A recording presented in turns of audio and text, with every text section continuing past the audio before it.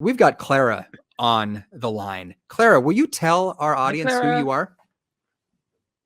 Hi, I'm Clara. I'm the president of the Secular Student Alliance at UTSA.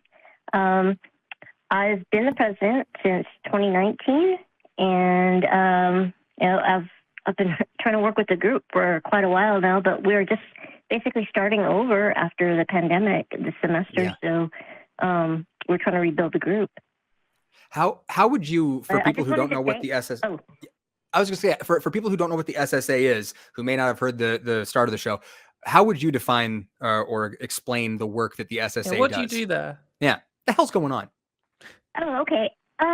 There's, for UTSA specifically, there is 25 plus religious groups on campus, and there's only the SSA for non-religious groups, students on campus. So if there's no SSA, there's nothing for people who are atheists. We provide representation and support to those students. It's hard enough being an atheist on your own in Texas. So without a group for community and to be there for you, the people that can. Sorry, I'm a little nervous. But, no, don't be. No, you're doing great. Yeah, smashing it. This is what I was drawing attention to at the beginning of the show. Was it was the same thing when I was in college. I mean, San Diego is a much more conservative place than people realize, and on campus there's groups for freaking everybody of every religious stripe. But if you were not part of that, if you just wanted a place to sort of be a humanist and a skeptic and an atheist and hang out with some homies, right, the SSA was the only game in town for us on campus. Exactly.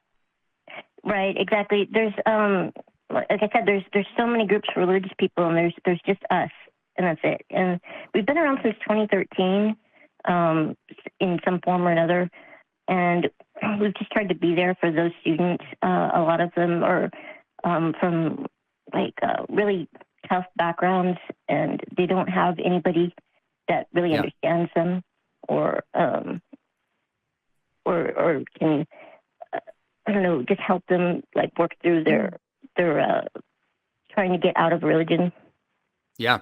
So what are the best ways that people can support what you guys do at the SSA, both on a local and a national level? Well, the national level has a website, secularstudents.org, and they can donate to that. If they don't want to donate to our chapter, they can donate through their website and support them. Or they can also get more information about that from the website as well. And then we have our own I just looked at the fundraiser, and I'm hopeful that between Truth Wanted, us, and AXP, that we're gonna blow your fundraising needs away today. I think you're gonna get there. Let me ask you going, this. everyone. We can do this. Let's get past that line. If we can do it by the end of the show, that'd be incredible. Yeah. Anybody who's sitting there who's on the fence about donating, if you are able to, this would be a great time to watch that number go up, and we can celebrate here. We can surprise you live on air. Let me ask you this, and I know this isn't something that you're prepared for. I'm springing this on you. We didn't plan anything here. If you could your favorite 5 Pokemon? Oh no, sorry. Yeah. If there was anything that we could make happen as a community for your SSA chapter this year, and dream big, what would it be? Let's talk about it. Oh my goodness, I have no idea. Wow. We've had a lot of guest speakers come. Really, who is the worst? Pretty. Don't answer that. It's Kenneth, obviously. I was being an asshole. I said, who is the worst speaker? Come all the time. Yeah. The worst speaker. Who would you? Don't answer that. Who would you like to see come as a guest speaker? Obviously me. Oh wow. Of course. Yeah. I don't know. Wow. Dreaming big.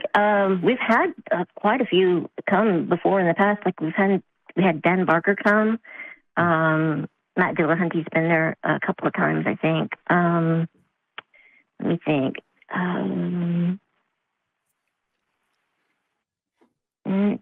We just had Andrew Seidel do a talk this semester. Andrew's awesome. Andrew Seidel's awesome. Yeah. All right. Well, yeah. If you think of it here, in the next few minutes, let us know, because all of the coolest atheists on the planet watch Talk Heathen, and if they hear you say it, they're going to be like, oh, okay, I got to book a flight to San Antonio and make this happen.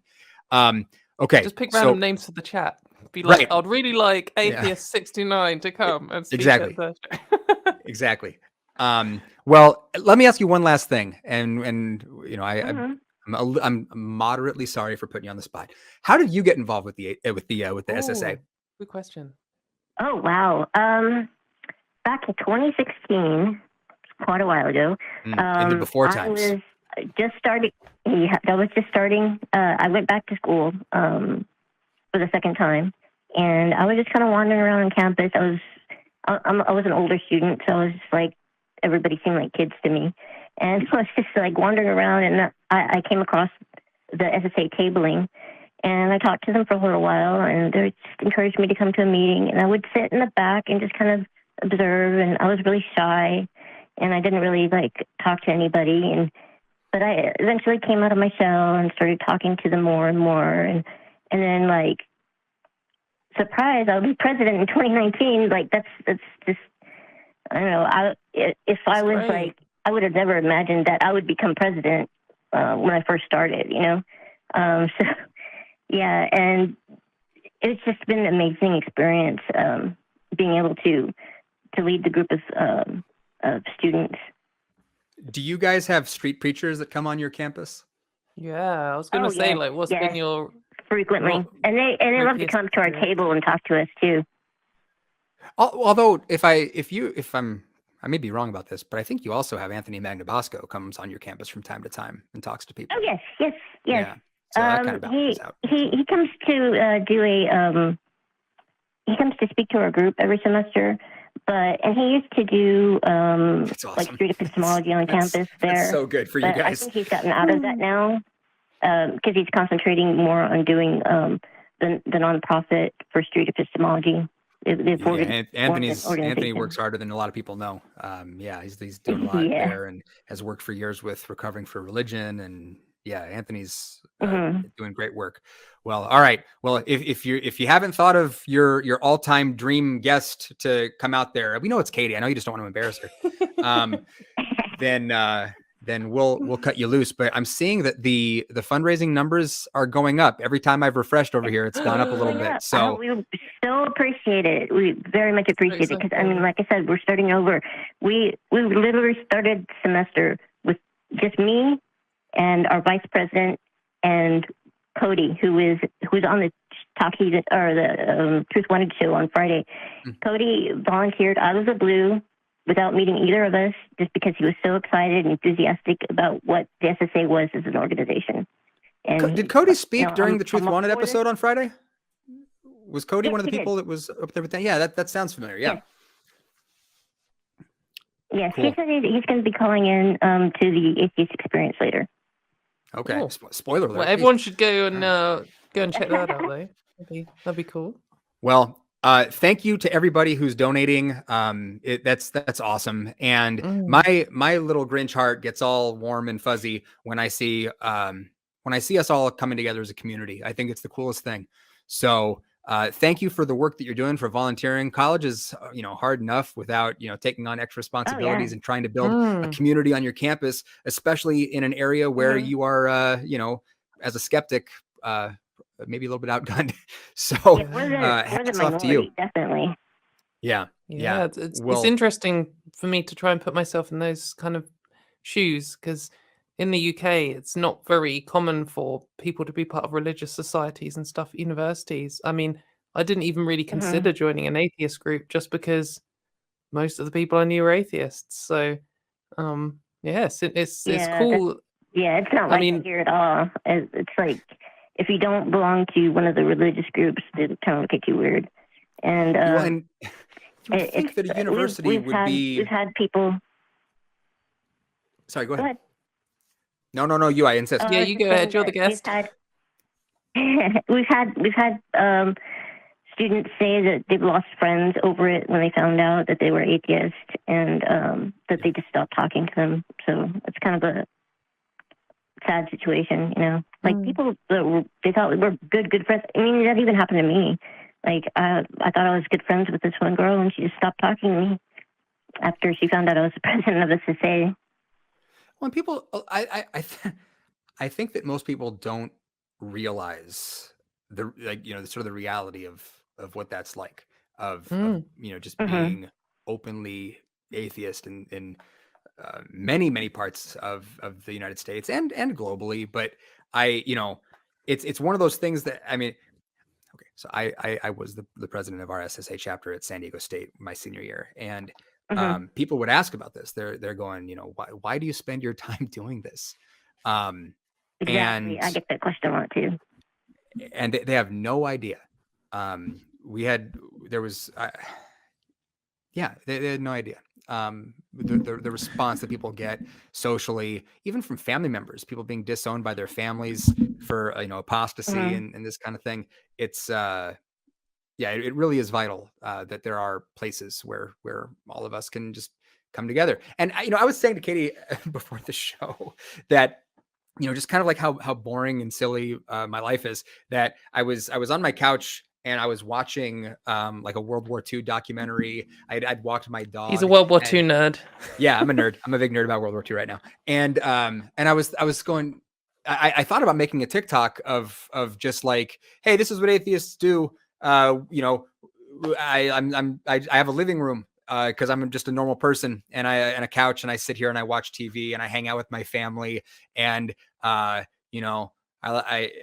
just a person, and I think that there's value in in groups like the SSA, letting people know that we exist. There's nothing wrong with us. We're normal people who are guilty of the crime of thinking about stuff and having doubts.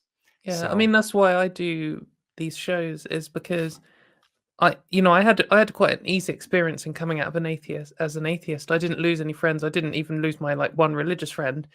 And I've never been sort of persecuted for it or anything.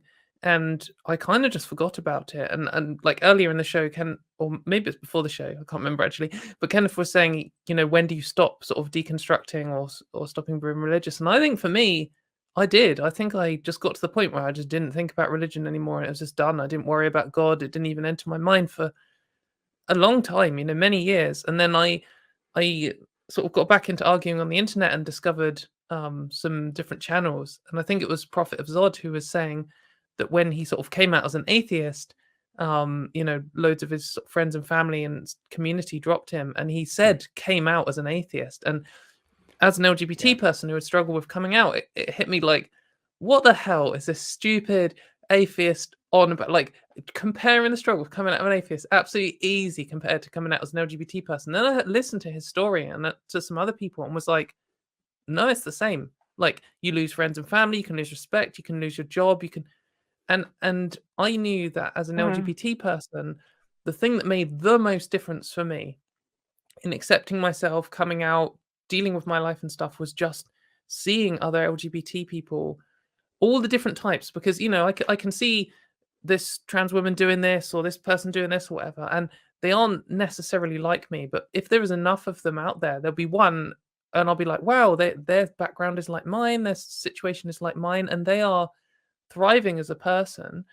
And it made me feel like I could do it. And I just thought, well, I want to use the strength I have in having an easier situation to show other atheists that, or people sitting on the edges, that you can have a good life and be an atheist. And whether, you're in a difficult place to do that, where you're in the vast minority or not, I mean, there's so many different people, and I hope that, that makes the difference. So yeah, it's a good thing to do. Sorry, I didn't mean to just go off and talking about me loads, but no, it's fine. No, but it sounds like you totally understand. Like I've been an atheist my whole life, and it took really getting involved with the SSA to make me like really realized that I needed to be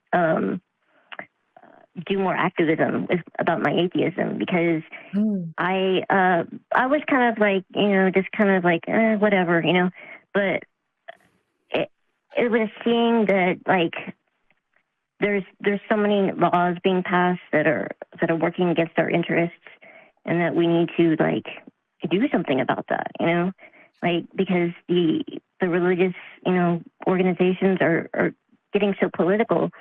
There has to be some pushback. Yeah. Well, okay. Look, I know you didn't want to say that you want to have like a massive atheist festival with like a Dehumanot concert at your campus, but Oh no, we'll do it. Awesome. Yeah, we can start working on it. Is all I'm trying to say. So, good luck cool. with it. Yeah. All right. Well, hey, have a great rest of your day. Everybody go watch AXP after you're done watching the flagship show of the ACA, the nonprofits. So you can keep on supporting the work that the SSA is doing. And I think we're going to get there, Clara, with the fundraiser. So this is going to be exciting today. Yeah. Thank you so much for putting on the fundraiser and coming to the campus to do the show. That was awesome. It was a great show. Atheist Community. Boom. That's it. Yeah. All right, Clara, have a great rest of your day. You Bye. too. All right.